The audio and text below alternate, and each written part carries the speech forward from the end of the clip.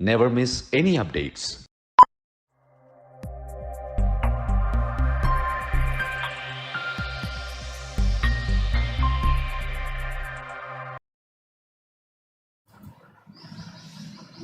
हरे कृष्ण। नमः ओं विष्णुपादाय कृष्णपृष्ठाय भूतले श्रीमते भक्तिवेदांत स्वामिन् इति नामिने नमस्ते सारस्वते देवे गौरवाणी प्रचारिणे निर्विशेषा शून्यवादी पाश्चात्यदेशतारिणे। जय श्री कृष्ण चैतन्य प्रभु नित्यानंद श्री अद्वैत गदाधरा श्रीवासादि गौरभक्तवृंद।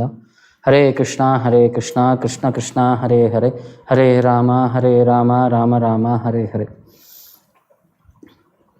नारायणं ओं नमो भगवते वासुदेवाय, ओं नमो भगवते वासुदेवाय, ओं नमो भगवते वासुदेवाय। नारायणं नमस्कृत्यं नरं चैव नरोत्तमं देवीं सरस्वतीं व्यासं ततो जयमुदीरयेत्। अष्टप्रायेषु भद्रेषु नित्यं भागवत सेवया भगवती उत्तमा श्लोके भक्तिर्भवति नैष्टिकी। मूकं करोति वाचालं भङ्गुं लङ्घयते गिरिं यत्कृपातमहं वन्दे श्रीगुरुं दीनतारणं। श्रील ప్రభుపాద జయ। హరే కృష్ణ, అందరికీ స్వాగతం అండి। సో నిన్న మనం కొన్ని అవతారాల గురించి మనం అర్థం చేసుకున్నాము। అది భాగవతం మొదటి స్కందంలోని 3వ అధ్యాయంలో ఈ అవతారాల యొక్క ప్రాముఖ్యత గురించి మనకి విశ్లేషణగా చెప్పబడింది। అంటే భాగవతం వాటి యొక్క ఎలాబరేషన్ జరిగిందనమాట। ఎందుకంటే ఆ చాప్టర్లో ఎందుకు ఇది అన్నీ చెప్పబడుతున్నాయి అని అంటే అది one of the questions of sages of Naimisharanya. వాళ్ళు అడిగింది భగవంతుడి యొక్క ఇన్ని అవతారాలు ఎందుకు, వాటి యొక్క అంటే పర్పస్ ఏంటి అనేది। సో వేరియస్ అవతారాలు ఈచ్ అవతారం యొక్క స్పెసిఫిక్ నెసెసిటీ రిక్వైర్మెంట్ ప్రకారంగా వాళ్ళు ఎక్స్ప్లెయిన్ చేసుకుంటూ వచ్చారనమాట। చివరికి వాళ్ళు కంక్లూడ్ చేసేది కూడా అవతారాలన్నీ కూడా భగవంతుడి అయిన కృష్ణుడి యొక్క అంశాలు మాత్రమే, ఆయన పరిపూర్ణ భగవానుడు అని చెప్పి తర్వాత కన్ఫర్మ్ చేస్తారు। సో వీటన్నిటిలో కల్లా మనకి వేరియస్ లీలాస్ భగవంతుడు భక్తులకి సంబంధించి ఏ విధంగా వాళ్ళ కోరికలు ఉంటే ఆ విధాలుగా ఆయన అవతారం తీసుకొని వాళ్ళ మనస్తత్వం ప్రకారం వాళ్ళ రిలేషన్షిప్ ప్రకారం వాళ్ళందరికీ అసోసియేషన్ కలిగే భాగ్యాన్ని ఆయన ఇచ్చాడని చెప్పి మనకు చెప్తారనమాట। సో ఇవాళ కూడా ఒక 3 అవతారాల గురించి తెలుసుకుందాం। ఫస్ట్గా నరనారాయణ ఋషులు। సో నరనారాయణ ఋషులు వచ్చేసరికి మనకి శ్రీమద్ భాగవతంలో మనకి వాళ్ళు ఎలాగ ఫేమస్, ఇంకొక విధంగా ఎలా ఫేమస్ అంటే బద్రికాశ్రమం అందరం వెళ్తుంటాం, బద్రీనారాయణ అని అంటాం, బద్రీ విశాల। సో అక్కడ నరనారాయణ పర్వతం అని చెప్పి ఉంటుంది। వాళ్ళిద్దరూ కూడా ఇప్పటికీ తపస్సు చేస్తున్నారు। భౌతిక సృష్టిలో అందరూ సుఖ సంతోషాలతో ఉండాలి, ఆధ్యాత్మికంగా వాళ్ళు భగవంతుడి వైపు ఇంట్రెస్ట్ కలగాలనే విధంగా వాళ్ళంతా కూడా అక్కడ తపస్సు చేస్తున్నారని చెప్పి ఫ్రమ్ టైమ్ ఇమ్మెమోరియల్ వాళ్ళు తపస్సులో ఎంగేజ్ అయ్యి ఉన్నారని చెప్పి మనకు భాగవతంలో డిస్క్రిప్షన్ వస్తుందన్నమాట। సో వాళ్ళ గురించి మనం తెలుసుకుంటే తుర్యే ధర్మకళా సర్గే నరనారాయణ ఋషి భూత్వా సమోపేతం అకరో దుశ్శరం తపః। సో తుర్యే అంటే 4th ఇన్ ది ఇన్కార్నేషన్। తుర్యే అంటే ప్రథమ, ద్వితీయ, తృతీయ అని అంటారు। తుర్య అంటే 4th ఇన్ ద లైన్। ధర్మకళా సర్గే, ధర్మ అంటే యమధర్మరాజు అతని యొక్క భార్య కళ, సర్గే వాళ్ళ యొక్క సంభోగం వల్ల నరనారాయణ ఋషి 2 కుమారులు పుట్టారంట। నారాయణ, నరుడు భగవంతుడి యొక్క అంశము, నారాయణుడు పరిపూర్ణ అంశం అనమాట। 2 ఋషులు అనమాట, నరనారాయణ ఋషి భూత్వా ఆత్మ సమోపేతం। వీళ్ళు కకరో దుశ్చరం తపః, అకరో అంటే దే అండర్వెంట్ సివియర్ ఆస్టెరిటీస్ అనమాట। దుశ్చరం తపః కఠినమైన తపస్సులను వాళ్ళు వెళ్తున్నారు, అండర్గో చేశారనమాట। వాళ్ళు కఠినమైన తపస్సుని వాళ్ళు ఫాలో అవుతున్నారు, కఠినమైన తపస్సుతో। దుశ్చరం తపః భూత్వా ఆత్మ ఉపశమః, మన ఇంద్రియాల్ని నిగ్రహించుకోవటానికి వాళ్ళు ఘోర కఠినమైన తపస్సుని వనరించారని చెప్పి మనకి ఈ శ్లోకం మనని వాళ్ళ యొక్క లీలల యొక్క ఒక కంక్లూషన్లో చెప్తుందనమాట। సో ఇదే మనకి 2వ స్కందంలో 7వ చాప్టర్లో కూడా మళ్ళీ వీళ్ళ యొక్క లీలల గురించి మళ్ళీ బ్రహ్మ నారదుడికి విశ్లేషిస్తాడు, అక్కడ కూడా మళ్ళీ ఎలాబరేట్ డిస్క్రిప్షన్ వస్తుంది వీళ్ళ గురించి। తర్వాత 8వ స్కందంలో నరనారాయణ ఋషుల గురించి వాళ్ళ గురించి అక్కడక్కడ డిస్కషన్ వస్తుంది। 5వ స్కందంలో వీళ్ళ యొక్క ప్రేయర్స్కి అక్కడ కూడా డిస్కషన్ వస్తుంది అనమాట। సో నరనారాయణ ఋషులు ఎవరి యొక్క కొడుకు? ధర్మ అతని యొక్క భార్య యొక్క కొడుకులు అనమాట। సో ఒకచాట వీళ్ళ గురించి చెప్తూ భగవంతుడైన నరనారాయణుడు ఈ భారతవర్షంలో ఆయన జన్మ తీసుకున్నారు, వాళ్ళ అవతారం తీసుకున్నారు బద్రికాశ్రమంలో। ఎందుకంటే వాళ్ళు భక్తులకి శిక్షణ ఇవ్వటానికి, వాళ్ళ యొక్క భక్తుల యొక్క పైన కృప చూపించడానికి వాళ్ళు ధర్మ, జ్ఞాన, వైరాగ్య, స్పిరిచువల్ పవర్, ఇంద్రియ నిగ్రహణ అండ్ అహంకారా నుంచి విముక్తి, ఈ ఆస్పెక్ట్స్ని వాళ్ళు పరిపూర్ణంగా జనాలకి పెంపొందించడానికి, అందించడానికి వాళ్ళు కృషితో వాళ్ళు అంటే వాళ్ళు అందరికీ ఈ కమ్యూనికేట్ చేయడానికి వీటిపైన ఫోకస్ చేయండి. ఆధ్యాత్మికంగా మనం పురోగతి చెందాలంటే మనకి ధర్మం గురించి తెలిసి ఉండాలి, రిలీజియన్ గురించి నాలెడ్జ్, భగవంతుడి గురించి పరిపూర్ణ నాలెడ్జ్ తెలిసి ఉండాలి, భౌతిక ప్రపంచం నుంచి వైరాగ్యం వద్ద ఉండాలి, ఆధ్యాత్మికంగా మనం తపస్సు చేసి మనకు ఒక ఇంట్రెస్ట్, ఒక ఎఫినిటీ ఉండాలి భగవంతుడి వైపు, తత్వం వైపు. తర్వాత ఇంద్రియ నిగ్రహణ, మనం ఆధ్యాత్మికంగా ముందుకెళ్ళాలంటే ఫస్ట్ థింగ్ ఏంటంటే మనం ఇంద్రియాలని నిగ్రహించుకోగలగాలన్నమాట. తర్వాత అహంకారం నుంచి మనకి కంప్లీట్గా ఫ్రీడమ్ కలిగి ఉండాలి, విముక్తి కలిగి ఉండాలి. ఎందుకంటే మనం చేసే ఒక ప్రతి పనిలో అహంకారం కనుక మనం ఉంటే ఇంక అంతే, అక్కడ భగవంతుడు కనపడ్డు, నేను నా వాళ్ళు అని అంటే అంత అయిపోయింది, మొత్తం నాశనం అయిపోతుంది అనమాట. సో వీటన్నిటి యొక్క సబ్జెక్టుల గురించి మనకి ఎక్స్ప్లెయిన్ చేయడానికి నరనారాయణ ఋషులు మనకి నిత్యంగా తపస్సు చేస్తున్నారని చెప్పి అంటారు అనమాట. వాళ్ళు ఆధ్యాత్మిక సంపన్నలో చాలా ముందుకున్నారన్నమాట. వాళ్ళు ఆశ్చర్యటీస్ ఫ్రమ్ టైమ్ ఎమెమోరియల్, అంటే ఎప్పటి నుంచో కూడా ఈ మిలేనియం స్టార్ట్ అవ్వక ముందు నుంచి కూడా వాళ్ళు తపస్సు చేస్తూ అందరి యొక్క శ్రేయోభిలాషుల కోసం, అందరి యొక్క శ్రేయస్సు కోసం వాళ్ళు అభిలాషిస్తున్నారు కాబట్టి వాళ్ళని శ్రేయోభిలాషులు అని అంటారనమాట. సో వాళ్ళ యొక్క సెల్ఫ్ రియలైజేషన్ పద్ధతి ఈ విధంగా వాళ్ళు ఎగ్జిక్యూట్ చేస్తున్నారని చెప్పి దానికి మనకి భాగవతం యొక్క నిదర్శనం. సుఖదేవ్ గోస్వామి గ్లోరిఫై చేస్తున్నాడు అనమాట వీళ్ళని. తర్వాత దక్షుడికి యాక్చువల్లీ 16 మంది కూతుర్లు ఉన్నారు. 16 మంది కూతుర్ని వేరియస్ మనుషులకి, అంటే వేరియస్ మనుషులకి ఆయన పెళ్ళిళ్ళు చేపించాడు అనమాట. అందులో 13 మందిని ఆయన యమధర్మరాజుకి ఇచ్చాడనమాట. 13 మంది, వాళ్ళ యొక్క పేర్లు మనకి భాగవతంలో వస్తాయి అనమాట. శ్రద్ధ, మైత్రి, దయ, శాంతి, తుష్టి, పుష్టి, క్రియ, ఉన్నతి, బుద్ధి, మేధ, తితిక్ష, హ్రీ, మూర్తి, ఇలా 13 మందిని ధర్మరాజు పెళ్లి చేసుకున్నాడు అనమాట. వీళ్ళందరితో కూడా సంతానం, ఈచ్ వైఫ్తో కూడా ఒక్కొక్క సంతానం కలిగిందనమాట. తర్వాత శ్రద్ధ నుంచి శుభ వచ్చాడు, మైత్రి నుంచి ప్రసాద వచ్చింది, దయా నుంచి అభయ వచ్చింది, శాంతి నుంచి శుక వచ్చింది, తుష్టి నుంచి ముదా వచ్చింది, పుష్టి నుంచి స్మయ వచ్చింది, క్రియా నుంచి యోగా వచ్చింది, ఉన్నతి నుంచి దర్ప వచ్చింది, బుద్ధి నుంచి అర్థ వచ్చింది, మేధా నుంచి స్మృతి వచ్చింది, తితిక్ష నుంచి క్షేమ వచ్చింది, అండ్ హ్రీ నుంచి ప్రశ్రయ వచ్చింది అనమాట. అండ్ ఫైనల్గా మూర్తి వచ్చేసరికి అన్ని సర్వ సద్గుణ లక్షణాలు ఉన్న భార్య అనమాట. ఆమె నుంచి భగవంతుడు అంశాలైన నరనారాయణ ఋషులు వాళ్ళ నుంచి జన్మ తీసుకున్నారని చెప్తారనమాట. సో నరనారాయణ ఋషులు జన్మ తీసుకున్న సమయానికి బ్రహ్మాది దేవతలు అందరూ కూడా వచ్చి వాళ్ళకి నమస్కారం చేసి, ఆమెకి ప్రదక్షిణాలు చేసి, ఆమెకి ప్రేయర్స్ ఆఫర్ చేసి, ఆమె కడుపులో ఉండే భగవంతుడు జన్మ తీసుకున్నప్పుడు వాళ్ళకి ఆఫర్ చేసి, రెస్పెక్ట్స్ ఆఫర్ చేసి, ప్రేయర్స్ ఆఫర్ చేసి ఒక సంబరంలా సెలెక్ట్ చేసుకున్నారన్నమాట. ఒక ఫెస్టివల్ లాగా సెలబ్రేట్ చేసుకున్నారన్నమాట. ఇంట్లో ఎవరైనా పుడితే మనం కూడా చాలా ఫెస్టివల్గా సెలబ్రేట్ చేసుకుంటాం. అలాగే భగవంతుడే అవతారం తీసుకుంటే బ్రహ్మాది దేవతలందరూ కూడా ఒక సెలబ్రేషన్ లాగా చేసుకున్నారు, ఒక ఫెస్టివల్ సెలబ్రేషన్ అనమాట వాళ్ళకి కూడా. సో భగవంతుడు జన్మ తీసుకున్నప్పుడు ప్రపంచం మొత్తం చాలా శాంతితో నిమగ్నమై ఉందన్నమాట. నేను అనుకున్నాం హిరణ్యకశిపు హిరణ్యాక్ష జన్మ తీసుకున్నప్పుడు ఎంత ఉపద్రవాలు వచ్చినాయి అంటే earth quakes, volcanoes, tsunamis, meteors అవన్నీ కూడా వచ్చాయంట.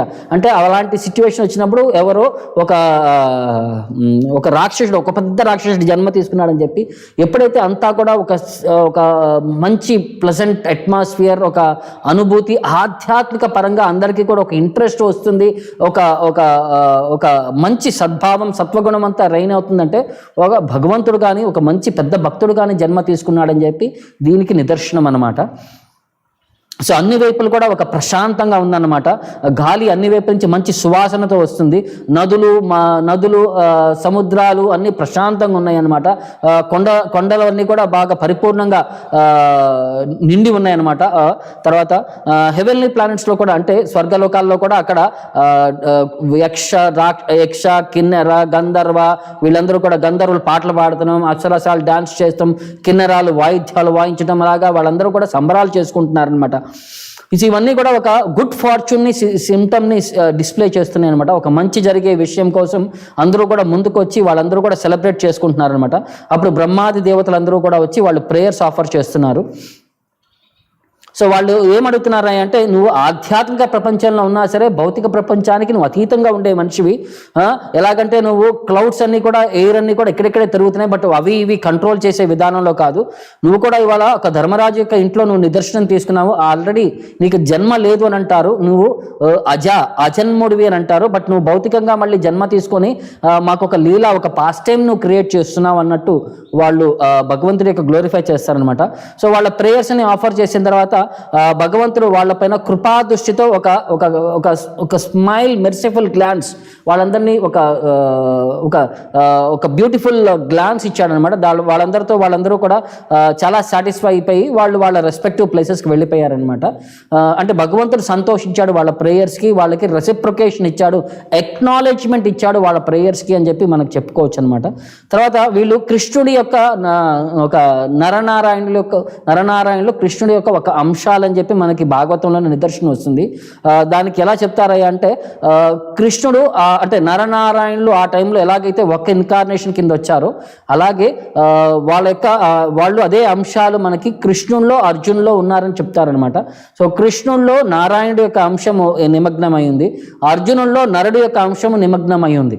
సో ఆ విధంగానే భగవంతుడు అందుకనే ఒక చాట 4th చాప్టర్లో అర్జునుడు అడుగుతాడనమాట, నువ్వు నేను ఒకేసారి జన్మ తీసుకున్నాం, almost maybe few months in variation. నువ్వు సూర్య భగవానుడికి నువ్వు భగవద్గీత చెప్పానంటే నేను ఎలా నమ్మేది అని చెప్పి క్వశ్చన్ అడుగుతాడనమాట. సో కృష్ణుడు అంటాడు, బహునీమే వ్యతీతాని జన్మాని తవచా అర్జున. నువ్వు నేను ఎన్నోసార్లు జన్మలు తీసుకున్నాం, బట్ నాకు అన్నీ గుర్తుంటాయి, నువ్వు అన్నీ మర్చిపోతావు. నీకు నాకు గల వ్యత్యాసం భగవంతుడికి ఏంటంటే అన్నీ గుర్తుంటాయి. ఎందుకంటే ఆయన ఎప్పుడొచ్చినా సరే ఆయన శరీరాన్ని చేంజ్ చేయడు. మనం వచ్చేసరికి ప్రతిసారి ఈ శరీరం వచ్చి నెక్స్ట్ టైం మళ్ళీ ఇదే శరీరం ఉండదు, మనకి శరీరం మారుస్తుంటాం. అందుకే భగవంతుడికి జీవుడికి వ్యత్యాసాన్ని ఆయన ఎక్స్ప్లెయిన్ చేస్తూ ఇలా కమ్యూనికేట్ చేశారనమాట. సో తర్వాత నరుడి యొక్క అంశం వచ్చేసరికి అర్జునుడిలో ఉంది, నారాయణుడి యొక్క అంశం వచ్చేసరికి కృష్ణుడిలో ఉంది. యాదవ వంశంలో, కురు వంశంలో అలా వాళ్ళు జన్మ తీసుకొని మళ్ళీ వాళ్ళు లోక కళ్యాణార్థం ఈ భగవద్గీతను అనేది మనకి ఉద్దేశించారు వాళ్ళిద్దరి ద్వారా. ప్లస్ అభక్తులైనంత వారిని దుష్ట శిక్షణ కోసం కూడా వాళ్ళందరూ కూడా అంటే కృష్ణుడు కూడా ఒక పర్స్పెక్టివ్లో మనకి మహాభారతంలో ఎలా చెప్తారంటే, భాగవతంలో కూడా ఎలా చెప్తారంటే, కృష్ణుడు ప్రతిరోజు ఆయన అడవికి వెళ్ళినప్పుడు గొప్ప బాలుడిగా ఉన్నప్పుడు చాలామంది రాక్షసులను సంహరించేవాడంట. సో ప్రతిరోజు సంహరిస్తుంటే భగవంతుడు కూడా బోర్ అయిపోయి ఇలా సంహరించే దాంట్లో వాల్యూ ఏముంది, వీళ్ళందరినీ ఒక్కచాట అసెంబుల్ చేసి అందరినీ ఒకేసారి ఫినిష్ చేసేస్తే అప్పుడు దాని యొక్క పని అయిపోతుంది. లేకపోతే రోజు చంపుకుంటూ వెళ్తుంటే లైఫ్ ఒక రొటీన్ లైఫ్ అయిపోతుంది అని చెప్పి కృష్ణుడు కొంతకాలం బ్రేక్ ఇచ్చాడనమాట. సో ఆ బ్రేక్ ఇచ్చిన సిచ్యువేషన్ తర్వాత వాళ్ళందరినీ అసెంబుల్ చేయాలి కోసం అని చెప్పి ఈ ద్రౌపది యొక్క సిచ్యువేషన్ జరిగింది, పాండవుల యొక్క జూదం ఆట జరిగింది. దీంట్లో ప్రపంచం మొత్తం 2 విధాలుగా విడిపోయేటట్టు ఇలా సిచ్యువేషన్ అన్ని ఆయన ఆ డైరెక్షన్కి పర్సూ చేస్తున్నారన్నమాట. రాక్షస మనస్తత్వం ఉన్న వాళ్ళందరూ కూడా దుర్యోధన సపోర్ట్ వెళ్ళేటట్టు, భక్తుల మనస్తత్వం ఉన్న వాళ్ళందరూ కూడా పాండవుల యొక్క సపోర్ట్ వచ్చేటప్పుడు ఇలా ఈ ఇద్దరి మధ్య ఈ డిస్కషన్ జరుగుతూ వాళ్ళిద్దరు కూడా 13 సంవత్సరాలు ఎవరికి వాళ్ళు వాళ్ళ అలైస్ని వాళ్ళు పెంచుకుంటూ వెళ్ళారనమాట. ఇంటర్నెట్ బంద్ हो गया.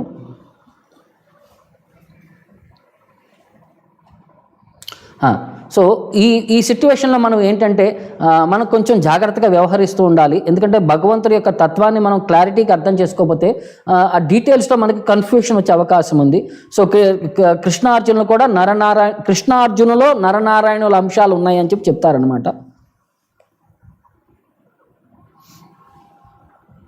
సో దంభోద్భవ అని చెప్పి ఒక రాజు ఉన్నాడు అనమాట, రాక్షసుడు అనమాట వీడు. సో వీడు చాలా అంటే దంభ ఉద్భవ అంటే అహంకారంతో బాగా కొట్టుకొని పోతుంటాడు అనమాట.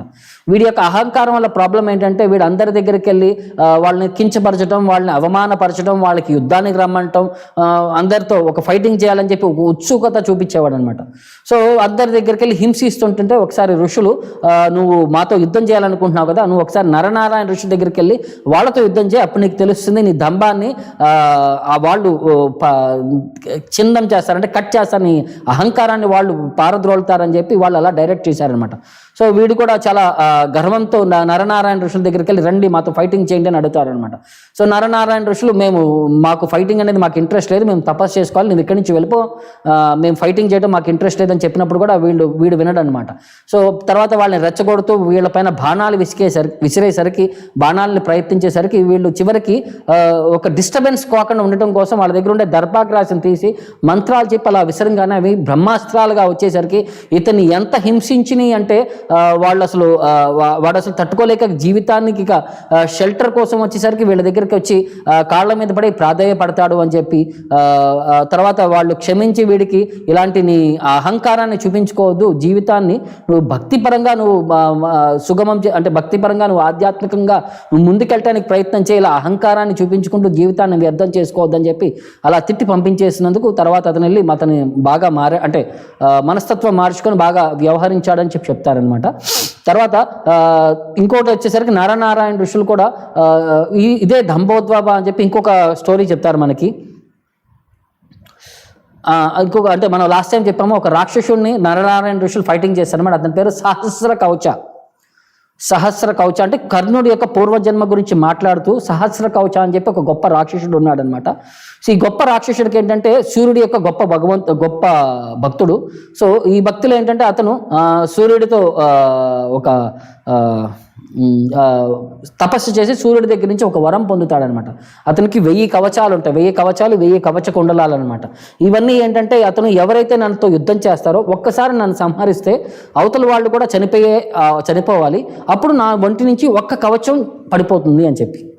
సో ఇలాగా అతను ఈ వరం పొందేసరికి ఇక అతనికి గర్వం ఎక్కిపోయి ఇక అందరిపైన యుద్ధం చేసుకుంటూ వెళ్ళి నన్ను ఎవరు సంహరించలేరు, నన్ను సంహరించినా సరే అతను చనిపోతాడు అని చెప్పి వాళ్ళు విర్రవీగిపోతుంటే అప్పుడు నరనారాయణ ఋషులు వాడిని అటాక్ చేస్తారనమాట. నరుడు ఫైటింగ్ చేసేంతసేపు నారాయణుడు తపస్సు చేస్తుంటాడు అనమాట. నరుడు ఫైటింగ్ చేసి వాడిని సంహరించినప్పుడు ఒక కవచం వెళ్ళిపోతుంది అనమాట. అప్పుడు నరుడు కూడా అంటే జస్ట్ ప్రాణత్యాగం చేసినట్టు ఉంటాడు అనమాట. అప్పటి వరకు నారాయణుడు తపస్సు చేసుకుంటూ నారాయణుడు మళ్ళీ నరుడిని బతికిస్తాడనమాట. సో మళ్ళీ నారాయణుడు ఫైటింగ్ చేస్తుంటాడు, నరుడు తపస్సు చేస్తుంటాడు. సో ఈ విధంగా వాళ్ళిద్దరూ ఇంటర్చేంజ్ చేసుకొని ఆల్మోస్ట్ 999 కవచాస్తో అతను 999 టైమ్స్ అతను సంహరించేస్తారనమాట. సో ఆ ఒక్క కవచం ఉండేసరికి ఇక వాడు చనిపోతాడని చెప్పి భయంతో వాడు ఏం చేస్తాడంటే సూర్యలోకంలోకి వెళ్ళి దాక్కుండిపోతాడనమాట. తర్వాత మళ్ళీ మహాభారత సిచ్యువేషన్ స్టార్ట్ అయినప్పుడు మళ్ళీ అతను కర్ణుడి కింద సూర్య భగవానుడి ద్వారా కుంతీదేవికి అతను జన్మ తీసుకున్నాడు. అతని యొక్క అంశం కర్ణుడిలో ఉంది అని చెప్పి ఆ రాక్షసుడి యొక్క అంశం కర్ణుడిలో ఉండటం వల్ల అందుకనే ఆ ఒక్క కవచ కుండలం ఆ కవచము కుండలంతో పాటు జన్మ తీసుకున్నాడని చెప్పి మనకి అది బ్యాక్గ్రౌండ్ స్టోరీ అలా చెప్తారనమాట. సో ప్రతి ఒక్క దానికి కూడా ఎక్కడి నుంచి ఎక్కడో లింక్ ఉంటుంది. ఆ లింక్ కనుక మనం తెలుసుకోగలిగితే వాడు ఎందుకు అంత నెగిటివ్గా ఎందుకు ఉన్నాడు, దుర్యోధన వైపు ఎందుకు అసోసియేట్ అవుతున్నాడంటే వాళ్ళు ఉండే రాక్షస మనస్తత్వం వల్ల అతను అంటే రాక్షసులతోనే మింగిల్ అవుతారు. వాళ్ళు భక్తులతో ఎందుకు మింగిల్ అవుతారు? సంఘాత్ సంజాయితే కమ, people become carried away by their association అనమాట. సో ఇది దీని యొక్క ప్రాబ్లము. ఇంకొక విషయం కూడా మనకు చెప్తారనమాట.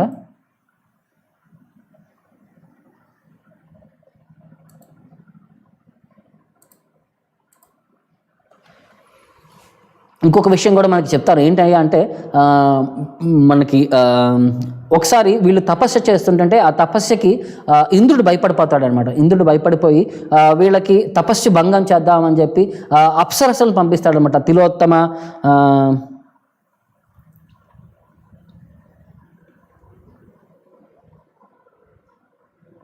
మేనక, రంభ, తిలోత్తమ, సుకేషిని, మనోరమ, మహేశ్వరి, పుష్పగంధ, ప్రమధ్వర, ఘృతచ్చి, చంద్రప్రభ, సోమప్రభ, విద్యోన్మాల, అంబుజాక్షి, కాంచనమాల అలాగా 10,080 మంది బ్యూటీస్ని ఆయన పంపించాడనమాట. సో వాళ్ళందరూ కూడా ఇక్కడికి వచ్చి అంటే వాళ్ళందరూ నరనారాయణ దగ్గరికి వచ్చి వాళ్ళందరూ కూడా వాళ్ళు అట్రాక్ట్ చేయడానికి వాళ్ళందరూ తపస్సులు ఉంటాయి. అంటే ఇంద్రుడి యొక్క ఒక భయం ఏంటంటే ఎవరైనా సరే తీవ్రంగా తపస్సు చేస్తున్నారంటే ఇతను నా కాంపిటీటర్, ఇతను వచ్చి నా పోస్ట్ని ఆక్యుపై చేసేస్తాడు, నాకు నా పోస్ట్కి ఇబ్బంది కలుగుతుందని చెప్పి ఎప్పుడు కూడా ఒక భయపడుతూ భావం ఎక్స్ప్రెస్ చేస్తున్నాడు అనమాట. ఆ భయంతో వ్యవహరించే ప్రోగ్రామే అనమాట. వాళ్ళందరినీ వాళ్ళ యొక్క తపస్సు నుంచి భంగం చేద్దామని చెప్పి అతని యొక్క ప్రయత్నం అనమాట. బట్ భగవంతుడిని తపస్సు నుంచి భంగం చేసే ప్రయత్నం అనేది మూర్ఖత్వం అనమాట. సో ఇంద్రుడు ఇలా వీళ్ళందరినీ పంపించి వాళ్ళందరినీ భగవంతుడి ముందు ఓయగాలో అవన్నీ అంటే బాడీలీ షేప్స్ని చూపించి వాళ్ళందరినీ డ్యాన్స్తో సింగింగ్తో మెస్మరైజ్ చేసి వీళ్ళ యొక్క తపస్సుని భంగం చేయడానికి ప్రయత్నించినప్పుడు భగవంతుడు కూడా కొంతసేపు చూసి తర్వాత అతను తొడ నుంచి ఇలా ట్యాప్ చేయగానే సెలెస్టియల్ బ్యూటీస్ వస్తారనమాట. వీళ్ళంతా కూడా మనకి భౌతిక ప్రపంచంలో ఉండే బ్యూటీస్. భగవంతుడు అప్పుడు తన నుంచి ఆత్మమాయ ద్వారా ఆధ్యాత్మిక సుందరులను క్రియేట్ చేస్తాడంట. వాళ్ళందరి యొక్క బ్యూటీ చూడంగానే వీళ్ళందరూ కూడా దాక్కుంటారనమాట. వాళ్ళ బ్యూటీ ముందు మేము ఏ తృణాపలకు 1% కూడా మేము లేవని చెప్పి సిగ్గుతో చెట్ల చోట అటుక్కడ దాక్కుంటారనమాట. సో వాళ్ళందరూ వచ్చి భగవంతుడిని వాళ్ళు రమయపరిచి భగవంతుడి యొక్క సాటిస్ఫాక్షన్ అయిన తర్వాత వాళ్ళందరూ వాళ్ళ తప్పు వాళ్ళు తెలుసుకొని అప్సరసలందరూ కూడా వాళ్ళందరూ వచ్చి భగవంతుడి యొక్క పాదాల దగ్గర పడి నమస్కారాలు వేడుకొని మమ్మల్ని క్షమించండి, మిమ్మల్ని మేము తపస్సు భంగపరచడానికి వచ్చాము, మీ శరీరం నుంచే ఇంతంత ఆధ్యాత్మిక బ్యూటీలు వస్తున్నారంటే మీరు ఇంకా భౌతిక బ్యూటీల గురించి మీరు ఎలా అట్రాక్ట్ అవుతారు? వాళ్ళ బ్యూటీ ముందు మేము ఒక ఇన్సిగ్నిఫికెంట్ లాగా ఉన్నాము అంటే సూర్యుడి ముందు ఒక చిన్న ల్యాంట్రన్ ఏ విధంగా ఉంటుంది ఆ విధంగా ఉన్నామని చెప్పి వాళ్ళందరూ వాళ్ళ తప్పు తెలుసుకొని వాళ్ళు క్షమించండి అని అడిగినప్పుడు అప్పుడు భగవంతుడు తొడ నుంచి వచ్చింది కాబట్టి ఊర్వశి, ఉరు అంటే తొడ నుంచి వచ్చింది కాబట్టి ఊర్వశిని అని చెప్పి ఉంటారు. సో ఊర్వశిని ఇంద్రుడికి గిఫ్ట్గా ఇస్తాడనమాట అప్పుడు నరనారాయణ ఋషులు. సో ఈ విధంగా ఊర్వశి వెనక్కి వెళ్ళి వాళ్ళతో పాటు ఇక స్వర్గంలో ఉండిపోయిందని చెప్తారనమాట. సో అప్పుడు భగవంతుడి నుంచి ఉద్భవించిన వాళ్ళందరూ కూడా కన్యలందరూ కూడా మళ్ళీ భగవంతుడి దగ్గరికి వచ్చి మాకు ఏంటి ఆపర్చునిటీ, మీతో అసోసియేట్ చేసే ఆపర్చునిటీ మాకు ఇప్పుడు దొరకదా అని అంటే, సో వాళ్ళందరికీ మళ్ళీ కృష్ణుడి యొక్క అవతారం తీసుకున్నప్పుడు మీ అందరికీ నాకు అసోసియేట్ అయ్యే అవకాశం దొరుకుతుందని చెప్పి వాళ్ళందరూ గోపికల కింద మారారని చెప్పి, కొంతమంది రాణుల కింద మారారని చెప్పి గర్గ సంహితలో వీళ్ళ యొక్క రిఫరెన్స్ని మనకి ఇస్తారనమాట. సో ఈ విధంగా అందుకనే కృష్ణుడికి అన్లిమిటెడ్ గోపీస్, అందరూ భక్తులు ఎంతమంది కోరుకున్నారు నీతో సాంగత్యం కావాలి అని చెప్పి, అందుకని చెప్పి వాళ్ళందరికీ ఆపర్చునిటీ ఇచ్చాడంట. సో 16,108 మంది భార్యలు, అన్లిమిటెడ్ గోపీస్ బృందావనంలో వీళ్ళందరూ కూడా గొప్ప గొప్ప భక్తులు కృష్ణుడితో సాంగత్యం కోరుకున్నందుకు వాళ్ళందరికీ ఆ ఆపర్చునిటీ ప్రొవైడ్ చేశాడని చెప్పి మనకి వేరియస్ శాస్త్రాల్లో వేరియస్ ఆచార్యస్ మనకి నిదర్శనంగా చెప్పారనమాట. సో అది నరనారాయణ ఋషుల యొక్క గొప్పతనం అనమాట. వాళ్ళందరూ కూడా ఇప్పటికీ మనకి ఆధ్యాత్మికంగా మనం ముందుకు వెళ్ళటానికి వాళ్ళు యోగా అనే ప్రాసెస్ ద్వారా, మెడిటేషన్ అనే ప్రాసెస్ ద్వారా ఇప్పటికీ వాళ్ళు అందరి మంచి కోరుకుంటూ అందరికీ భక్తి తత్వాన్ని పెంపొందించే విధంగా మనకి సపోర్ట్ చేస్తున్నారనమాట. ఇప్పుడు కూడా ఎవరైనా తపస్సు తీసుకొని బద్రికాశ్రమం అటువైపు వెళ్తే వాళ్ళందరూ కూడా అక్కడ ఉండే ప్లేస్కి ఒక మెస్మరైజ్ అయిపోతామన్నమాట. అక్కడ ఉండే ట్రాంక్విలిటీ, అక్కడ ఉండే ప్రశాంతత, ఒక సౌమ్యత్వం, అవన్నీ క్వాలిటీస్ అని చూసేసరికి ప్రతి ఒక్కళ్ళలో కూడా డివోషనల్ ఫీలింగ్స్ మనలో ఎక్కువైపోతుంటాయి అనమాట. అది ఆ ధామాల యొక్క స్పెషల్ ఇంపాక్ట్ అన్నమాట. సో ఆ విధంగా నరనారాయణ ఋషులు అనేవాళ్ళు భౌతిక ప్రపంచంలో వాళ్ళ యొక్క తపస్సుని కంటిన్యూ చేస్తూ మనందరికీ ఆధ్యాత్మిక పరంగా పురోగతి చెందడానికి మనకి గైడెన్స్ ఇస్తున్నారని చెప్పి భాగవతం యొక్క నిదర్శనము. సో తర్వాత మనం నెక్స్ట్ ముని కపిల ముని గురించి తెలుసుకుందాము. సో కపిల ముని పంచమః కపిలో నామ సిద్ధేశ కాల విప్లుతం ప్రోవాచ సురయే సాంఖ్యం తత్వగ్రామ వినిర్ణయం. పంచమః కపిలో నామ, పంచమ అవతారం వచ్చేసరికి కపిలుడు సిద్ధేశ కాల విప్లుతం అంటే పర్ఫెక్టెడ్ బీయింగ్స్లో he is the best of the perfected beings అనమాట. సిద్ధ ఈశ the master of the perfect, సిద్ధ పురుషులు అని అంటే పర్ఫెక్షన్ పొందిన వాళ్ళు. సిద్ధ ఈశ and he is the perfected of the best of the perfection people అనమాట. సిద్ధేశ కాల విప్లుతం. ఈ కాలానుసారం ఏమైందంటే భగవంతుడు ఎప్పటికెప్పుడు జ్ఞానాన్ని ఇస్తూ ఉంటుంటే సకాల నేహమహత యోగో నష్ట పరంతప, కాలానుసారం కూడా ఆ జ్ఞానం అనేది నష్టపోతుందన్నమాట. సో మళ్ళీ ఆ జ్ఞానాన్ని మళ్ళీ సొసైటీలో పునరుద్ధరించడానికి భగవంతుడు మళ్ళీ అవతారం తీసుకున్నాడంట. ప్రోవాచ సురయే సాంఖ్యం, ఈ సాంఖ్యయోగాన్ని ఒక బ్రాహ్మణుడైన ఆసురి అనే ప్రోవాచ ఆసురయే, ఒక ఆసురి అనే బ్రాహ్మణుడికి ఆయన ఈ సాంఖ్య ఫిలాసఫీని ఆయన ఎక్స్ప్లెయిన్ చేశాడని చెప్పి తత్వగ్రామ వినిర్ణయం. ఆ తత్వగ్రామంలో ఏమంటే భౌతిక ఎలిమెంట్స్ అన్ని ఎలా ఉంటాయి, తర్వాత సాంఖ్య మెటాఫిజిక్స్, ఈ సృష్టికి, ఈ భౌతిక ఎలిమెంట్స్కి, ఈ జీవుడికి, ఈ పరమాత్మకి, ఈ భౌతిక సృష్టి ఎలా జరుగుతుంది అని చెప్పి బేసిక్ అర్థం చేసుకుంటే ఈ సృష్టిలో మనకి ఏమేమి కనిపిస్తుంటాయి ఆ టెక్నికల్ డీటెయిల్స్ అన్నీ కూడా ఎక్స్ప్లెయిన్ చేశారనమాట. దీన్ని సాంఖ్య యోగం అని అంటారనమాట. సో సాంఖ్య యోగాన్ని ప్రతిష్టాపించింది దేవహుతి తనయుడైన కపిల ముని. అది చాలా ఇంపార్టెంట్. అందుకనే కపిల అంటే చాలామంది వేరే వాళ్ళు కూడా ఉన్నారు. ఇతను ఇంపర్సనల్ కపిల అని చెప్పి వేరేవాడు ఉంటాడు. ఇతను దేవహుతి కపిల, దేవహుతి కర్దమముని యొక్క సంతానం అనమాట. సో కర్దమముని వచ్చేసరికి బ్రహ్మ యొక్క కొడుకు. బ్రహ్మ యొక్క షాడో నుంచి ఉద్భవించిన వాడు అనమాట కర్దమముని. గొప్ప తపస్వి.